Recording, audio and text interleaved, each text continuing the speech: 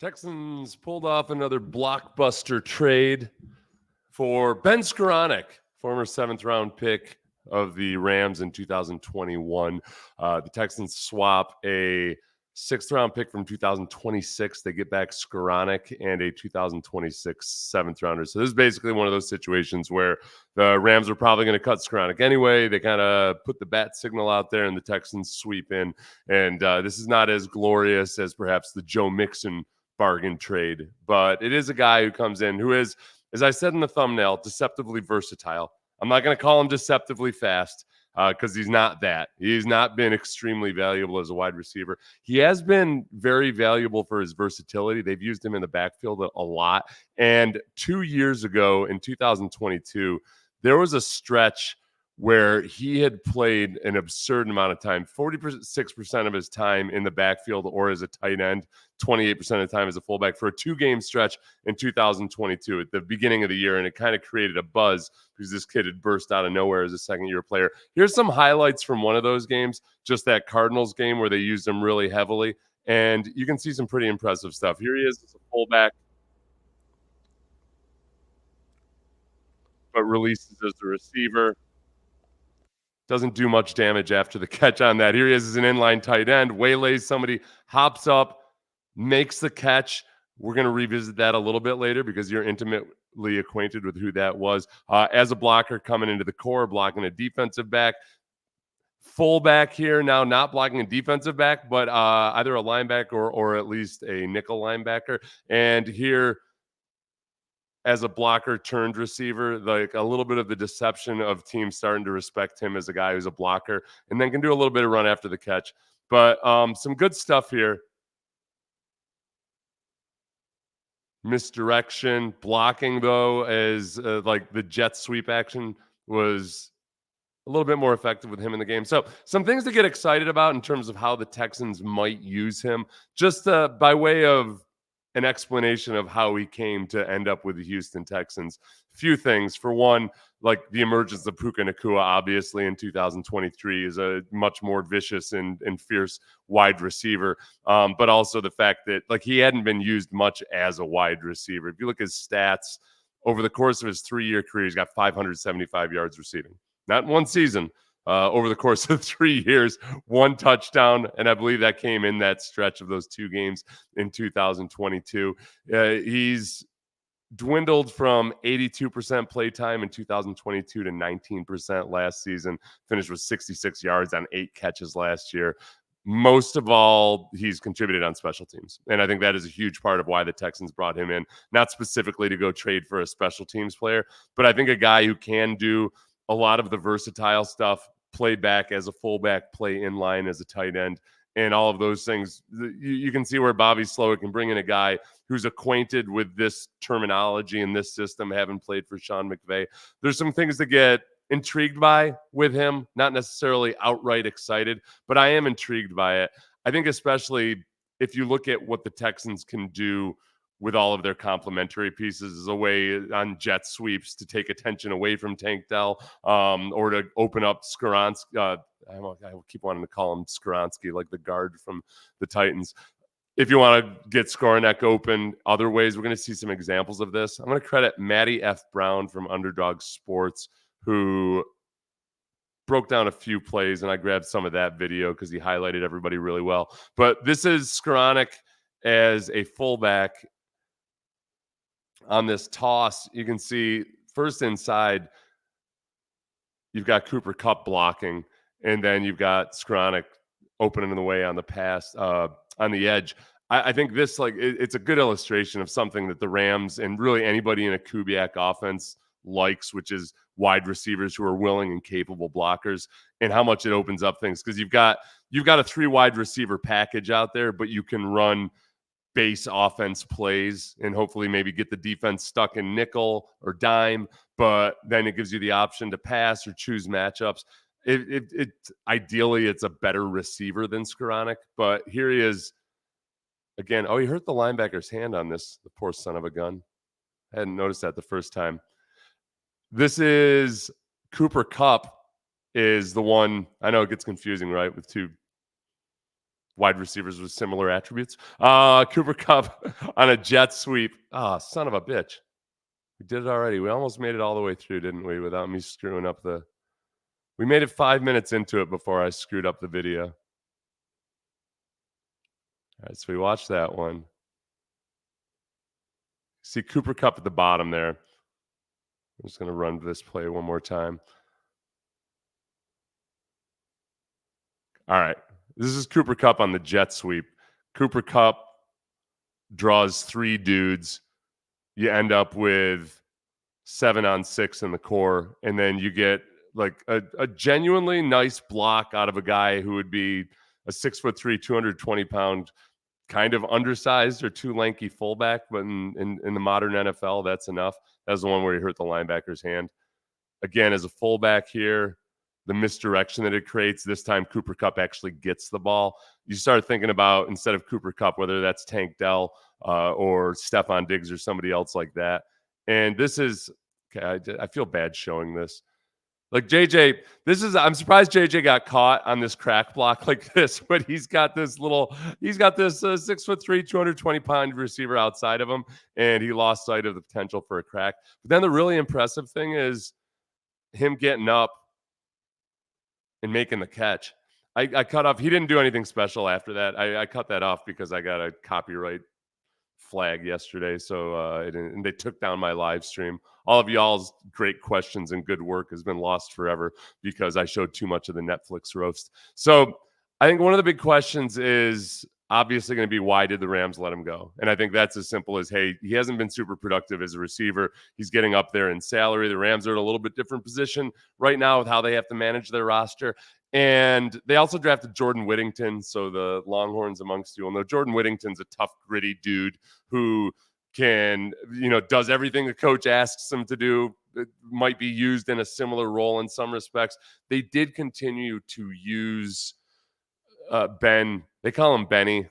I'm not going to call him Benny. Benny's a nickname that's earned, not just given. So I'm going to call him Ben until we get to know him better. If he breaks out a big play or something, well, then we'll call him Benny Scronic. But they still continue to use him as a tight end, in line, as a fullback, and I think the Texans will continue to use him that way and just try to build on some of this, and also as a contributor on special teams. So I know most of you have seen examples of the new kickoff return and how it all works, but just to give you a visual. I forgot I put this in here. Here's Benny Skowronek. Get to know Ben. I'm calling him Benny now. Just back to when you first had the conversations with the coaches about playing fullback. What was your reaction? What were you thinking?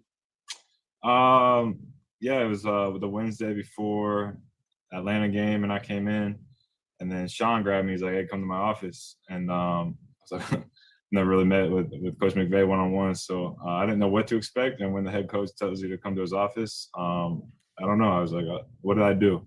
But we kind of went over everything, and I was excited. Went out to practice that day, and went smooth. And then it was something that we built on throughout that week. And then, obviously in the Falcons game, we had some success with it. So this past week, getting more reps at it, and more reps in practice, more reps in the game, just keep getting better and better at it each day. I don't know where he's from. He played at Notre Dame, but it looked like he went full Spicoli when he got into that LA environment, and I like it. And Ben, why do you think Sean, approached you about that? What did he see in you, and was it an adjustment that first week? Yeah, probably just my physicality at receiver. Seeing that I can do that stuff. Maybe not in that position as fullback, but throughout the end of last year, and then throughout camp and stuff, be able to play, kind of in those slot alignments where we short motion down, just right outside the 9 techniques, and do some stuff at the ends, take care of nickels, stuff like that. So that's probably what he saw in me, and then my physicality, and thought, hey, let's try this, and it's worked out so far. So he does a lot of the things that the Texans want to do, and as he said there, probably not full-time as a fullback, and it didn't end up being, after that 2-game stretch. That interview was 2022 during that really super heavy usage of him in the backfield. They backed off on it, but I think I don't think the Texans plan on replacing Andrew Beck, as somebody had asked here. Is Scronic taking over some of Beck's work? And let's remember too, Troy Hairston's on the roster. A listener reminded me of that this morning. I think the competition is going to be at fullback will be between Andrew Beck and Troy Hairston. I don't think they have any expectation that somehow Scronic's going to end up being a full-time fullback unless he like adds another 10 or 20 pounds or so. So I think Hairston versus Beck is the competition at fullback. And I also think that, yes, especially if they're going to be doing things for Dameon Pierce, there's going to be times when Dameon Pierce is in the game, they just say, no, we're putting a genuine fullback in, and this is our power run game, and this is we're going to go after it.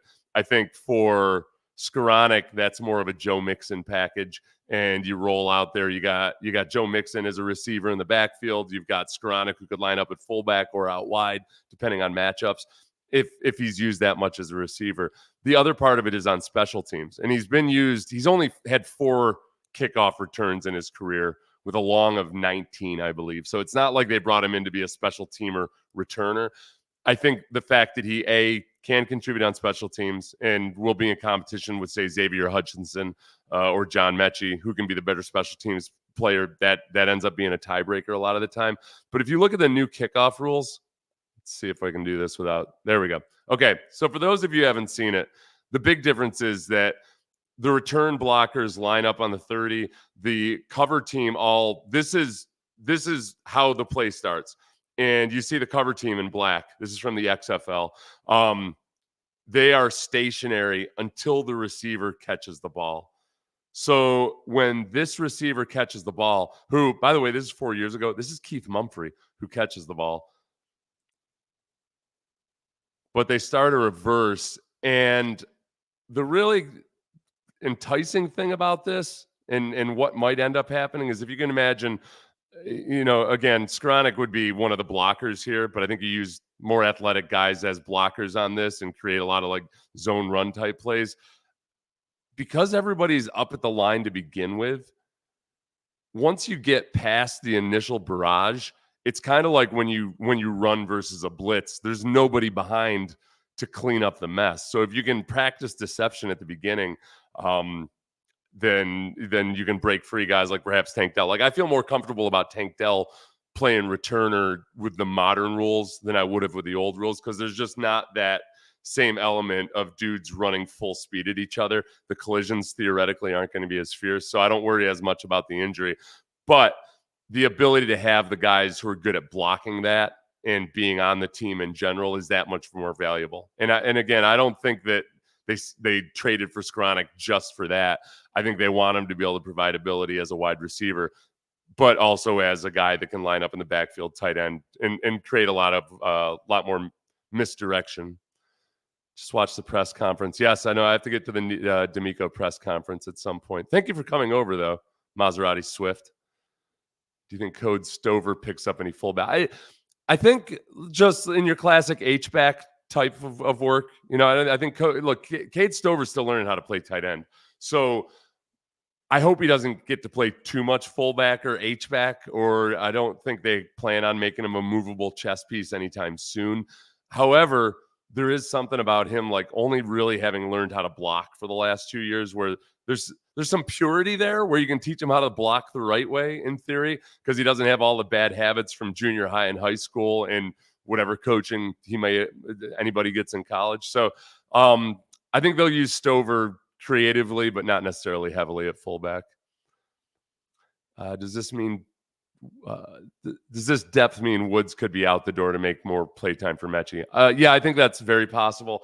I also think that some of this is really going to depend on Tank Dell, because I think one of the questions that understandably and inevitably comes up is, okay, is this any kind of an indication that Tank Dell is not on track to be ready by training camp, or maybe they're not as certain about it as they otherwise would have been? I think if that were the concern, Robert Woods has a better chance of making the team. B, I think that they would have gone more aggressively after somebody like Tyler Boyd or something, more so than a Scronic, because he's 500 receiving yards in 3 years. It's not as overall production strictly as a wide receiver that I think they're interested in. Yeah, I don't think so, man. I don't know. Until I hear some leak or otherwise, or some kind of indication that there's more to it than just a simple flesh wound with an exit wound and all that. I'm not gonna think too hard about that. I'm gonna let that sleeping dog lie and just hope that Tank is taken care of mentally, physically, and all the rest of it. As far as rookie minicamp goes, I'm going to talk to Sean a little bit later today, and I'm excited to hear about who he got excited about. I wasn't able to attend, but as I do with the highlights, I fully encourage everybody to buy hook, line, and sinker into all the positivity that comes out of rookie minicamps across the league. But with the warning that my big lesson on rookie minicamp was with Kahali Waring, where I saw Kahali Waring at rookie minicamp, and I thought, my God, I think we've witnessed something special here. This might be like a mini Gronk or something, and it didn't pass out that way. I passed out that way. Do you think the Texans can break into the top 15 in rushing? Yes, I do. And part of it's Joe Mixon, part of it's an improved offensive line, if only because they've been in the system for a year.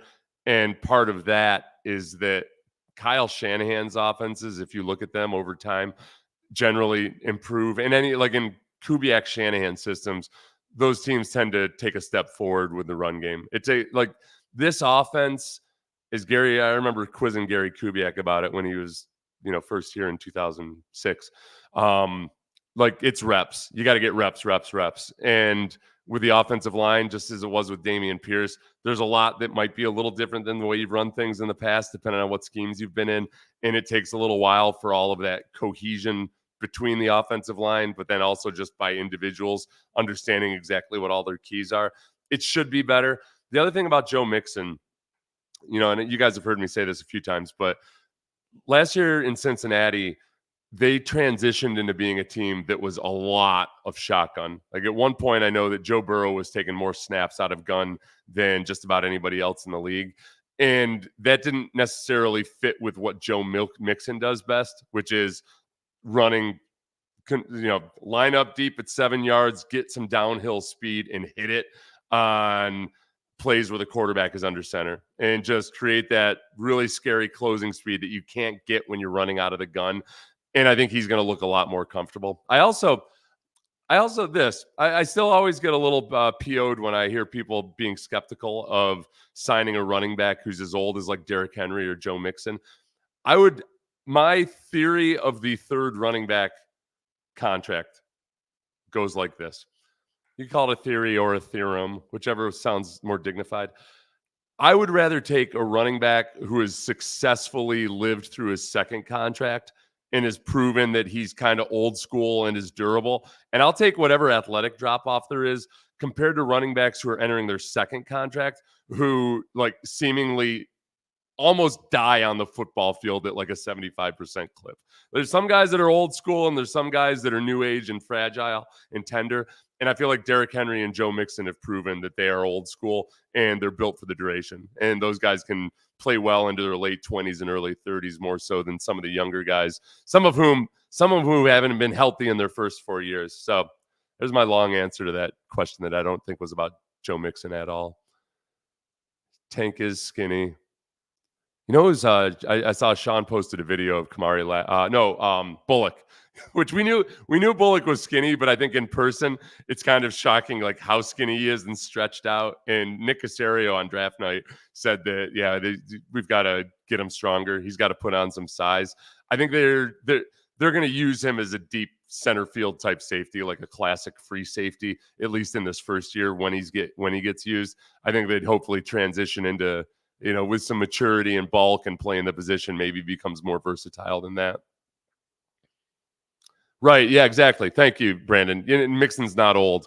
It's a very important point because years in the league, and especially like Mixon feels like he's been in the league longer, I think, because of all of the commotion about him when he first came into the league and people watching him. And he's been there through two different, basically eras of Bengals football.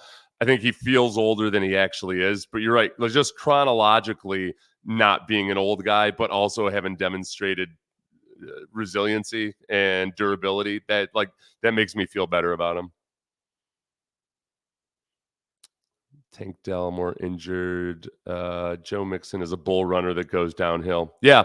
I think the complaint that people had in Cincinnati was just his contact balance. He's going to take contact, and even if he breaks a tackle, there's a good chance that he ends up going down anyways afterwards. So he's not necessarily the home run hitter that you might hope he might be. But like at this point, I want people who move the sticks. I want churners, and I think Joe Mixon fits that mold. Mixon is Mahomes' kryptonite, beating him ever since college. I like your thinking, Brandon. Thank you.